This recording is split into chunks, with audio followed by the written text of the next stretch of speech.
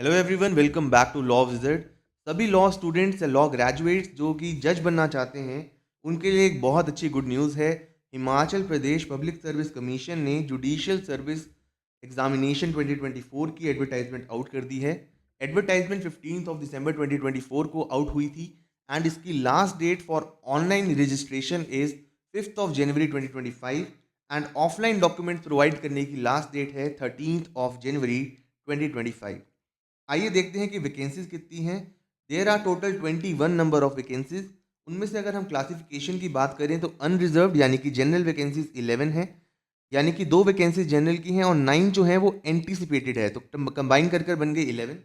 Scheduled caste of Himachal Pradesh की बात करें तो 3 वैकेंसीज हैं। Scheduled tribe of Himachal Pradesh की बात करें तो भी 3 वैकेंसीज हैं and other backward classes of Himachal Pradesh की बात करें तो 4 वैकेंसीज हैं। इन 4 में भी एक वैकेंसी जो है वो एंटीसिपेटेड है।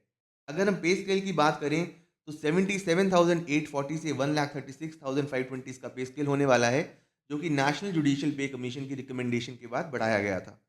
अब बात करते हैं हम क्वालिफिकेशन की। सबसे इंपॉर्टेंट बात यह है कि जितनी भी क्वालिफिकेशंस हैं उसकी कट ऑफ डेट होने वाली है 5/1/2025, यानी कि जो ऑनलाइन रजिस्ट्रेशन की लास्ट डेट है उस दिन पर हम देखेंगे कि आपके पास लॉ की डिग्री होनी चाहिए और आपकी एज जो है वो रिक्विजिट क्राइटेरिया में फॉल करनी चाहिए। तो आप सिटीजन ऑफ इंडिया होने चाहिए, आपके पास लॉ की डिग्री होनी चाहिए, recognised by the Bar Council of India on 5/1/2025।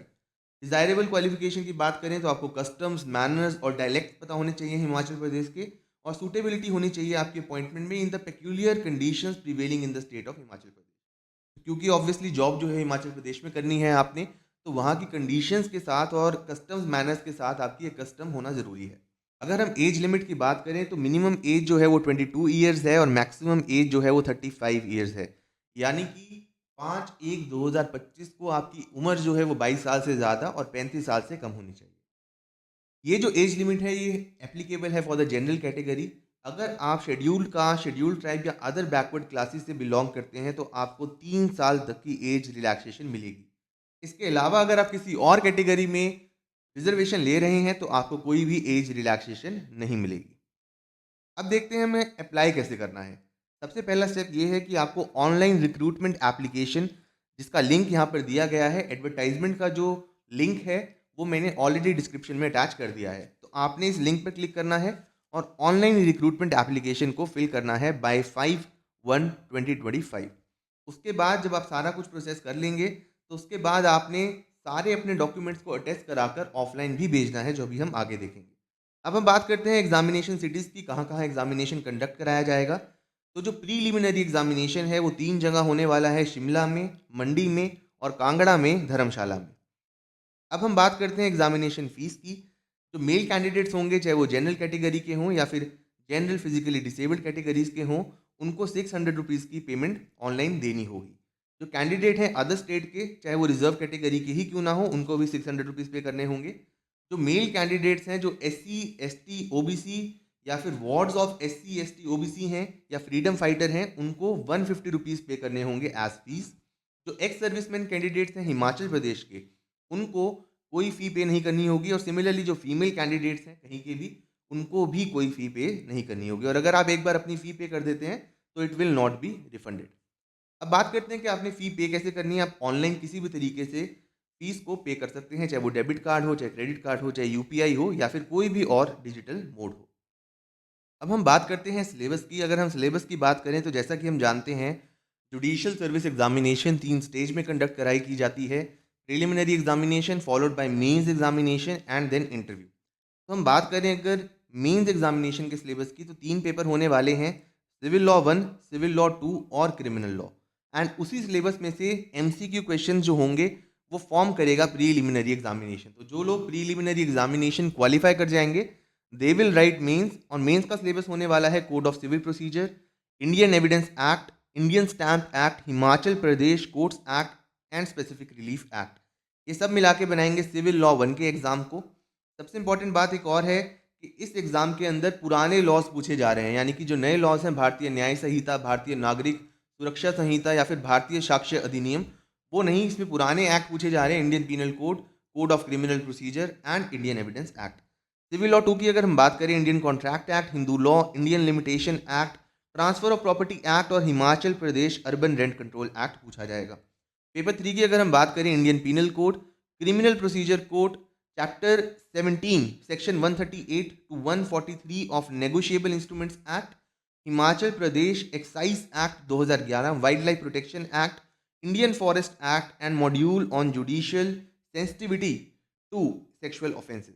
इसके अंदर लेटेस्ट गाइडलाइंस पूछी जाएंगी, डायरेक्शंस पूछी जाएंगी ऑनरेबल सुप्रीम कोर्ट की with regard to bail and condition, gender stereotypings का इफेक्ट क्या होता है, जुडिशियल अप्रोच क्या है नए तरह के ऑफेंसेस के ऊपर, जजेस का रोल क्या है प्रोटेक्ट करने को विक्टिम में ड्यूरिंग जुडिशियल प्रोसेस, अकाउंटेबिलिटी और स्टैंडर्ड ऑफ कंडक्ट क्या होना चाहिए सेक्सुअल ऑफेंसेस केसेस के साथ डील करते हुए, जेंडर सेंसिटिविटी की इंपॉर्टेंस क्या है, उसका मतलब क्या है, इनकॉर्पोरेट जेंडर पर्सपेक्टिव को कैसे करना चाहिए जुडिशियल डिसीजन मेकिंग में, जुडिशरी की अप्रोच क्या होनी चाहिए towards child sexual abuse, credibility क्या होती है statement of victim in sexual offences case, फिर sentencing prison in sexual offences case. उसके अलावा और भी बहुत सारे एक्ट्स आपको स्टडी करने होंगे, जैसे कि POCSO act, juvenile justice act और बाकी सारे एक्ट्स की लिस्ट भी यहाँ पर दी गई है। फिर हम बात करते हैं पेपर 4 की। ये होने वाला है इंग्लिश का। इसके अंदर 100 मार्क्स का आपको ऐसे लिखना है और 50 मार्क्स की आपको ट्रांसलेशन करनी है एक हिंदी पैसेज की इंग्लिश में।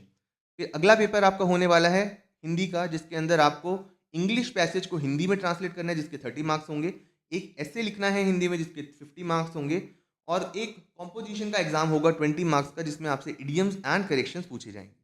तो ये 5 एग्जामिनेशन होंगे मेंस में, एंड मेंस के बाद आती है आपकी इंटरव्यू की स्टेज, जो इंटरव्यू आपका होगा 150 मार्क्स का।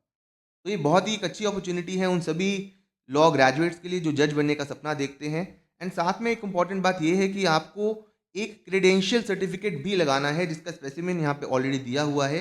इसको अटैच करके आपको ज़रूरी है कि इसको बाय हैंड या by post public service commission तक पहुँचाया जाए और 2 लोग इसको कम से कम फिल करें। इसमें एक और बहुत इंपॉर्टेंट बात है कि हालांकि ऑनलाइन एप्लीकेशन फॉर्म की लास्ट डेट 5 जनवरी 2025 है, लेकिन उसके बाद आपको 8 दिन मिलेंगे अपने सारे डॉक्यूमेंट्स को पब्लिक सर्विस कमीशन तक फिजिकली पहुंचाने के लिए।